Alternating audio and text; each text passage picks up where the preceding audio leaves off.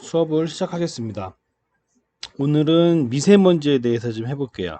그래서 오늘 미세먼지의 개념, 그리고 미세먼지의 오염 현황, 미세먼지에 대한 피해, 그리고 미세먼지를 저감하는데 어떤 일들이 하면 저감할 수 있는지 간단히 한번 보도록 하겠습니다.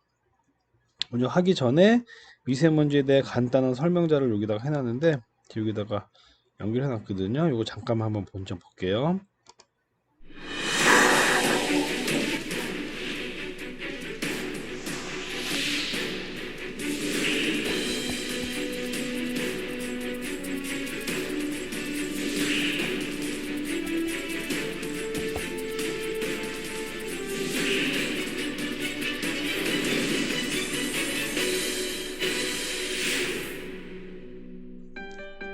안녕하세요. 저는 여러분에게 미세먼지에 대한 올바른 이해와 대응 요령을 쉽고 간단하게 알려드릴 미세먼지 안심 도우미 김혜선입니다.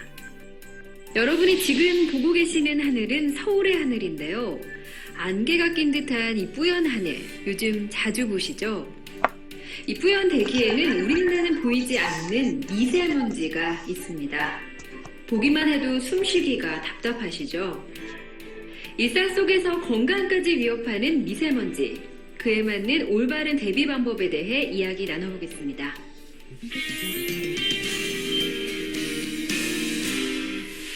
우리나라 하늘을 뒤덮고 있는 대부분의 미세먼지는 외부에서 날아오거나 국내의 자동차와 사업장 등에서 발생합니다. 미세먼지는 머리카락 굵기의 20분의 1 혹은 30분의 1 크기의 미세한 입자들로 이루어져 있는데요. 눈에 보이지도 않을 만큼 이렇게 작은 미세먼지가 우리 몸에 들어오면 어떻게 될까요? 기관지를 거쳐서 폐에 흡착된 미세먼지는 알레르기성 비염, 결막염, 기관지염, 천식 등 각종 호흡기 질환을 일으킵니다.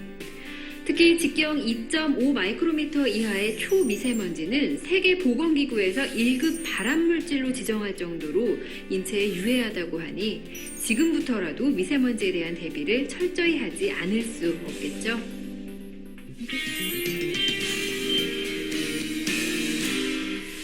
미세먼지요? 들어본 적은 있는데 사실 크게 신경은 안 쓰죠. 애기 때문에 신경을 쓰긴 해야 하는데 미세먼지가 어느 정도 있는지, 어떤 날 조심을 해야 하는지 잘 모르겠더라고요. 미세먼지, 어디서 많이 들어본 것 같고 조심해야 할 것 같긴 한데 어떻게 해야 할지 잘 모르시겠죠?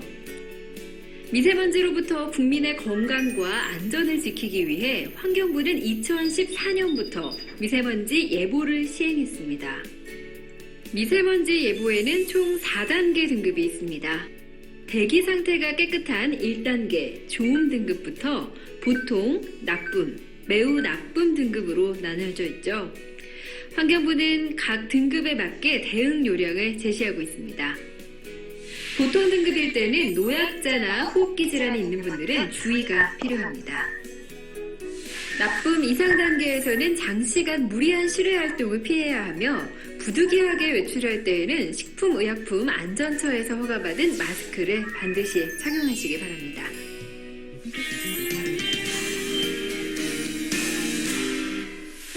이쯤에서 여러분들의 질문들을 한번 알아볼까요? 평소 일기예보에서 알려주는 미세먼지 예보에 대해 잘 알고 계셨군요. 하지만 일기예보는 놓치기 쉽죠? 걱정하지 마세요. 인터넷 에어코리아 사이트에 접속하거나 스마트폰에서 우리 동네 대기질 앱을 다운받으시면 언제 어디서나 내일의 미세먼지 예보를 확인할 수 있습니다. 또한 SMS 문자 서비스와 콜센터 등 다양한 방법으로 확인 가능합니다. 이뿐만 아니라 환경부는 2015년부터 미세먼지 경보제를 시행하고 있습니다. 미세먼지 농도가 24시간 평균 120 마이크로그램을 초과하면 주의보를, 250 마이크로그램을 초과하면 경보를 발령하는데요. 주의보나 경보 단계가 발령되면 해당 지역의 주민들에게 대기질 상황을 알려주고 오염 상황에 대처할 수 있도록 행동 요령도 전파합니다. 또한 차량 부재 운행, 도로 물청소 등을 실시해 미세먼지 농도를 저감하고 있습니다.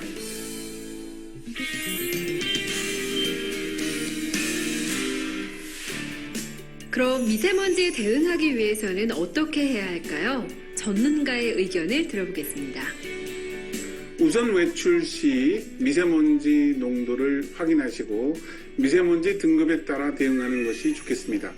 미세먼지 농도가 높은 경우에서는 황사 마스크와 같이 미세먼지를 걸러낼 수 있는 마스크와 모자를 착용하시고 외출 후에는 얼굴과 손을 씻고 피부에 남아있는 미세먼지를 제거하도록 하십시오. 또 체내에 들어온 미세먼지를 배출하기 위해 물을 충분히 섭취하는 것이 좋겠습니다. 생활 속 건강수칙 잘 들으셨죠? 일상 속에서 대응 요령을 익히고 습관으로 만들어가는 것이 중요합니다. 그렇다면 미세먼지를 줄이기 위해서는 어떻게 해야 할까요? 먼저 우리 정부에서는 중국, 일본 등 주변 국가와 협력을 강화하고 국내 사업장과 자동차 등의 미세먼지 주요 발생원을 지속적으로 관리하고 있습니다. 정부의 노력뿐만 아니라 국민 여러분께서도 미세먼지 저감을 위해 대중교통 이용하기, 가까운 거리는 걸어가기, 자전거 이용하기, 에너지 절약하기 등 생활 속 미세먼지 저감 수칙을 함께 실천해 나간다면 점차 우리의 맑고 푸른 하늘을 되찾을 수 있을 것입니다. 미세먼지에 대해 다들 잘 알게 되셨으리라 생각합니다. 정부와 국민 모두의 참여와 노력이 있어야만 자, 여기까지 보도록 하겠습니다. 나머지는 여러분들이 조금 더 찾아서 보시면 되고요. 자, 순서대로 한번 볼게요. 자, 먼지, 미세먼지를 하기 전에 미세자가 붙었죠. 미세자는 우리가 PM2.5 이하, 즉 지름이 입자의 지름이 2.5 마이크로미터 이하를 말하는 거예요. 그래서 그거를 초미세먼지라고 합니다. 근데 이제 초미세먼지 아니면 그냥 미세먼지 하기 전에 공통되는 게 먼지라는 게 있죠. 그래서 먼지라는 내용에 대해서 좀 볼게요. 먼지란 대기 중에 떠다니거나 흩날려 내려오는 입자상 물질, 석탄, 석유 등의 화석연료를 태울 때나 공장, 자동차 등의 배출가스에서 많이 발생한다.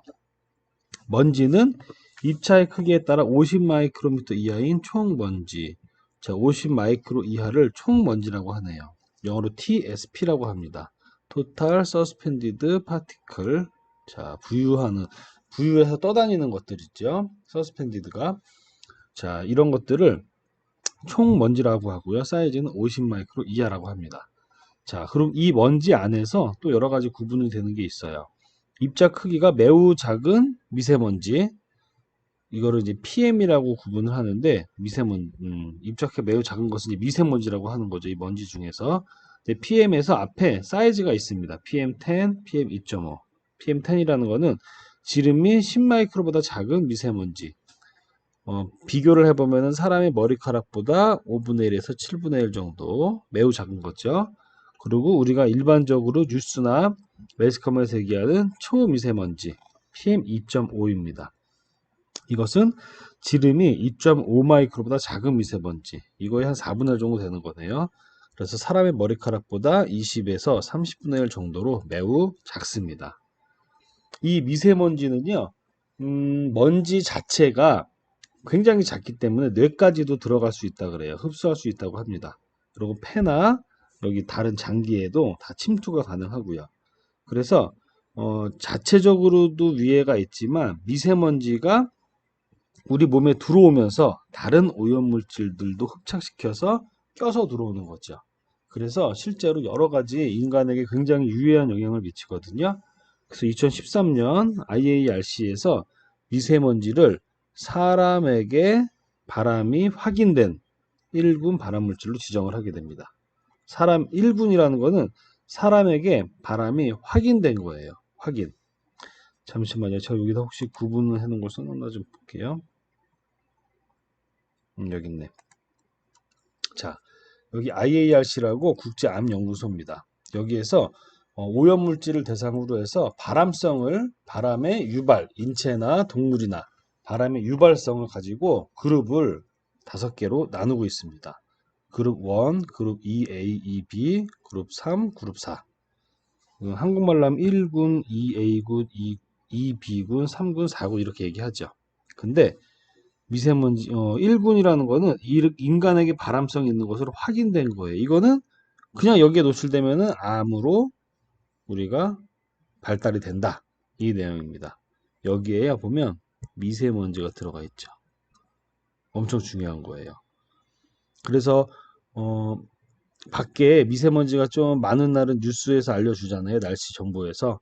그러면 미세먼지가 많을 때는 반드시 마스크 써야 돼요. 왜냐하면 발암성 있는 걸 확인된 물질이기 때문에 발암 물질인 겁니다. 예를 들면 우리 여러분들 일반적으로 화학 물질들 뭐 DDT나 뭐 가솔린, 코발트, 페놀 이런 페놀은 뭐 좀 많이 접해서 알고 있죠. 톨루엔, 뭐 성면 이런 거, 벤젠 다 화학 물질이잖아요. 이런 화학 물질은 어떻게 합니까 우리가? 예를 들어 페놀이 있다고 칠게요. 페놀 있으면 어떻게 해요? 기피하죠. 피하거나 만지려고 안 하고 좀 기피합니다. 노력을 많이 하는 거죠. 근데 미세먼지는 어떻습니까? 상대적으로 훨씬 더 강한 암을 유발시킬 수 있는 강한 물질군이고 인간에게 발암성이 확인된 물질임에도 불구하고 우리가 좀 상대적으로 우리 삶에 흔하게 있다 보니까 좀 간과하고 지내는 게 많아요. 근데 이번 시간을 빌어서 한번 꼭 기억하십시오. 미세먼지는 인간에게 발암성이 있는 것으로 확인된 물질입니다. 이게 IARC에서 제시하고 있는 내용입니다. 꼭 마스크 쓰십시오, 여러분. 마스크 안 쓰고 다니는 거는 페놀 냄새를 맨날 맡고 다니는 것보다도 더 거기 한 거예요. 위험한 겁니다. 자, 어쨌든 다시 이제 돌아갈게요. 여기서 1군 발암물질이라고 나와서 뒷부분을 잠깐 봤습니다. 그러면 여기 사이즈를 머리카락이랑 비교를 했어요. 우리가 상대적으로 좀 비교를 해봐야지 쉽게 알 수 있잖아요. 그래서 이걸 비교해 본 겁니다. 자, 이게 머리카락이고 이 파란 게 PM10이겠네요. 그죠? 10마이크로미터보다 이하니까 PM10이고 이 빨간 게 PM2.5겠네요. 이거의 4분의 1이죠. 입자의 지름이 2.5 마이크로 이하. 자, 엄청 작은 거죠. 머리카락도 이렇게 두께를 우리가 볼 수 없잖아요. 그거에 비해서도 엄청 작은 거예요. 그러니까 굉장히 미세한 물질이다. 그만큼 인체에도 흡수가 잘 된다. 침투를 잘 한다는 거예요. 자, 미세먼지를 이루는 성분은 그 미세먼지가 발생한 지역, 계절, 기상 조건 등에 따라 달라질 수 있다. 일반적으로 대기오염 물질이 공기 중에서 반응해서 형성된 덩어리와 석탄, 석유 등 화석연료를 태우는 과정에서 발생하는 탄소류와 검댕, 지표면, 흙먼지 등에서 생기는 광물 등으로 구성이 된다. 자, 미세먼지 구성 성분 한번 볼게요. 황산염, 질산염 이런 것들이 이온 성분의 물질들이 반 이상을 차지하네요. 그죠? 그리고 주요 지역별 PM2.5의 성분 구성을 보면은 대부분이 여기서 나온 것처럼 일반적으로 황산염, 질산염들이 이온 성분들입니다. 그 다음 탄소류와 검댕 비율이 거의 비슷하죠, 여러분? 지역별로 그리고 미세먼지 구성 성분별로 유사하게 나타나고 있습니다. 뭐 높이가 조금씩 틀리고 조금씩 다른 거는 그 비율이 조금 다른 건데 이거는 지역, 계절, 기상 조건에 따라 달라질 수 있다는 내용입니다. 항상 일정하진 않다는 거예요. 자, 미세먼지 발생원은 자연적인 것과 인위적인 것으로 구분을 합니다.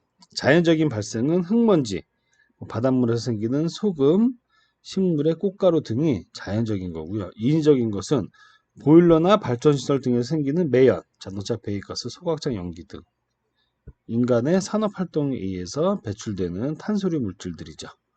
미세먼지는 굴뚝 등 발생원으로부터 고체 상태의 미세먼지로 나오는 1차 직접 발생하는 겁니다. 1차 발생하고 1차가 발생한 다음에 발생원에서는 가스 상태로 나온 물질이 공기 중에서 다른 물질과 화학 반응을 일으켜서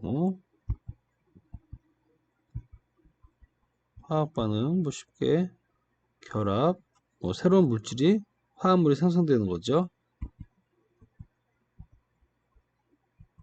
화합물로 생성되는 겁니다. 자, 화학 반응을 일으켜서 미세먼지가 되는 경우가 있다. 이게 2차 발생이다. 2차 발생. 자, 1차와 2차야 성질이 조금 다르죠. 1차는 원천적인 거예요. 원초적으로 나온 거고 2차는 그게 다른 것들과 화학 결합을 하거나 물리적인 결합을 하는 겁니다. 자, 그런데 여기서 1차보다는 2차 발생이 훨씬 중요해요. 왜냐면은 수도권만 하더라도 화학 반응에 의한 2차 생성 비율이 전체 미세먼지 발생량의 약 3분의 2를 차지할 만큼 매우 높다는 거예요. 여러분 이게 재밌는 게 보세요. 1차 미세먼지가 이렇게 5개가 있다고 칠게요. 1차 미세먼지가. 근데 이게 1차, 2차는 훨씬 더 많은 비중을 차지해요. 왜냐면 얘네들 이렇게 있는데 이 대기 중에 다른 물질들이 또 많이 있잖아요. 화합물들이 막 이렇게 화합물들이 많이 있습니다. 얘네들이랑 다 결합을 해가지고 나오는 게 더 많아져요. 화학 결합을 해가지고 결합을 1대1 반응, 2대1 반응, 뭐 3대1 반응 이런 거 여러분 어렸을 때 학교 다닐 때 배웠죠?